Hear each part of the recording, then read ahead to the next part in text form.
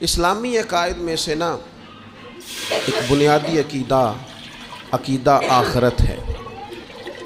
جن چیزوں پر انسان ساری زندگی اعمال کرتا ہے وہ چیزیں ہوتی ہیں جو اس کے عقیدے میں شامل ہوتی ہیں۔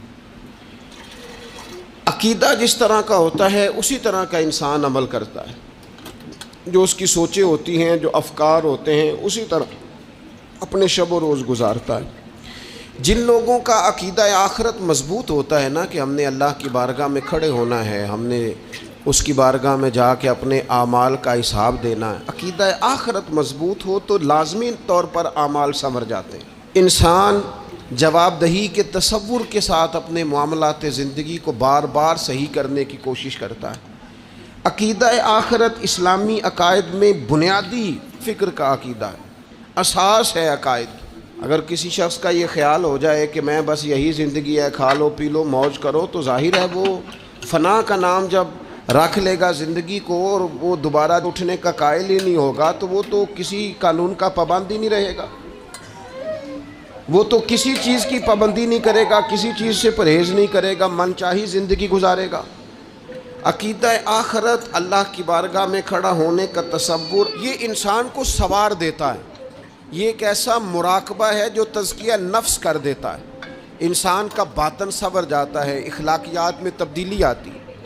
پھر کوئی کیمرہ بھی نہ لگا ہو نا، کوئی بھی نہ دیکھ رہا ہو تو بندہ پھر بھی نیک ہو جاتا ہے، کیونکہ اس کا خیال ہوتا ہے میرا رب مجھے دیکھ رہا ہے، صبح قیامت میں اپنے رب کی بارگاہ میں کھڑا کیا جاؤں۔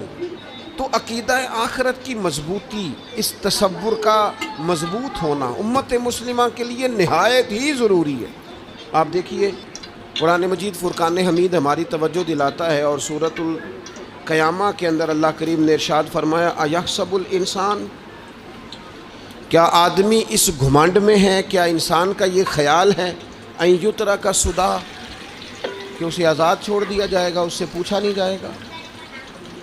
کیا انسان یہ سمجھتا ہے اس سے کوئی سوال؟ ایحسب الانسان، کیا انسان اس گمان میں ہے، اس گھمنڈ میں ہے ان یترک سدی، اسے آزاد چھوڑ دیا جائے گا، کوئی پوچھنے والا نہیں ہوگا؟ اسے آزاد نہیں چھوڑا جائے گا، اس پر پابندیاں ہیں، اس پر کچھ قیود ہیں، اسے کچھ حدود بتائی گئی ہیں، اسے ایک دائرہ کار دیا گیا ہے، اسے بتایا گیا ہے کہ یہ حلال ہے، یہ حرام ہے، یہ تیرے لیے جائز ہے، یہ تیرے لیے جائز نہیں ہے۔ اس چیز کی حد تک تو آگے بڑھ سکتا ہے، یہاں سے اس لائن کو تو کراس نہیں کر سکتا، اس پر پابندیاں ہیں، ان پابندیوں کے بیچ رہ کے وہ زندگی گزارے گا۔ اور یہ بھی یاد رکھے، یہ آیت ایک دوسرا معنی یہ دیتی ہے کہ یہ مت سمجھے کہ صبح قیامت اسے چھوڑ دیا جائے گا، اس سے پوچھا جائے گا، اس سے سوال کیا جائے گا۔ اللہ کی بارگاہ میں جب یہ کھڑا ہوگا تو اسے اپنے اعمال کا حساب دینا ہو۔ لازمی طور پر ایک عدالت صبح قیامت لگے گی، جس عدالت میں مجرم پیش ہوں گے، انہیں اپنے جرموں کا حساب دینا ہے، ظالموں کو کھڑا کیا جائے گا، ان سے ان کے ظلم کے بارے میں باز پرس ہو۔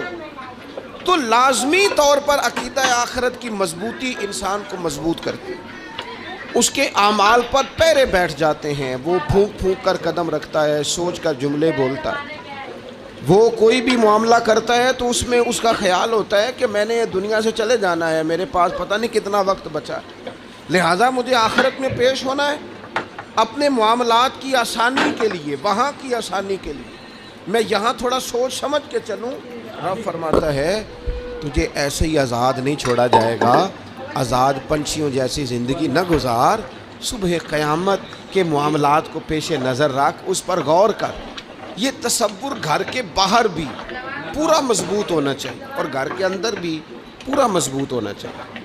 انسان اپنے مالک سے ڈرے اور قیامت کے دن اس کی بارگاہ میں حاضری کا یقین رکھے، اور وہ یاد رکھے کہ یہاں جو کچھ وہ دیکھے نا، بچوں کو استاد پڑھاتا ہے، محنت کراتا ہے، اگر بچے نہیں پڑھتے تو ڈانٹتا بھی ہے، سمجھاتا بھی ہے، قائل بھی کرتا ہے، اور جب وہ آخری بات کرتا ہے تو پھر وہ پتہ کیا کہتا ہے؟ چلو ٹھیک ہے، اگر نہ پڑھو گے تو امتحان تو آنا ہی ہے نا، رزلٹ تو آنا ہے، پیپر میں بیٹھو گے نہیں آئے گا، فیل ہو جاؤ گے۔ یہ لاسٹ پر یہ بات ضرور ہوتی ہے، اور یہ امتحان دینے کا تصور اور امتحانی سینٹر میں جانے کا خیال तालिब इल्म को मजबूर करता है कि मैं असबाग तैयार करूं, मैं बार बार इस पर गौर करूं, मैं किताब को समझूं, मैं इसको हल करूं चीज़ों को, ताकि जब मैं मरकज़ में जाऊं पर्चा देने के लिए इम्तिहानी सेंटर में तो फिर मुझे परेशानी कोई ना हो। बस समझाने के लिए बात अर्ज़ है कि यहाँ लोगों को बताया जाता है, कायल किया जाता है, ये हलाल है, ये हराम है, ये तेरे लिए ठीक नहीं है, ये तेरी हुदूद हैं, ये तेरे कुयूद हैं, ये तेरा दायरा कार है। लेकिन अगर फिर भी कोई बंदा बाज ना आए, फिर भी कोई शख्स बाज ना आए, फिर उसको कहा जाएगा सुबह क़यामत अल्लाह खुद हिसाब ले लेगा। फिर तुझे मालिक अपने सामने खड़ा करेगा, सुम्मा लतुसअलुन्ना यौमइज़िन अनिन नईम, फिर वो तुझसे एक एक नेमत के बारे में सवाल कर लेगा, फिर तुझे जवाब देना होगा। तो इस तसव्वुर को अपनी ज़िंदगी में लागू करें कि हमने मरना है, अल्लाह की बारगाह में जान, इस तसव्वुर को पूरी तौर पर तारी करें अपने ज़हनों में। ये जो रस्मी सी बात है ना, पता नहीं कब चले जाना है, जो जाने वाले होते हैं उनकी कोई तैयारी भी होती है। जिनको पता होता है ना, वो रमज़ान अल मुबारक में ना कई दफ़ा ऐसा होता है कि टिकटें नहीं मिल रही होती और उम्रे के वीज़े लग चुके होते हैं, तो एजेंट कह देते हैं जाने वालों को कि तैयारी रखना, किसी वक्त भी मेरा फ़ोन आ जाएगा। तो लोगों ने बैग बांध लिए होते हैं, सामान तैयार कर लिया होता है।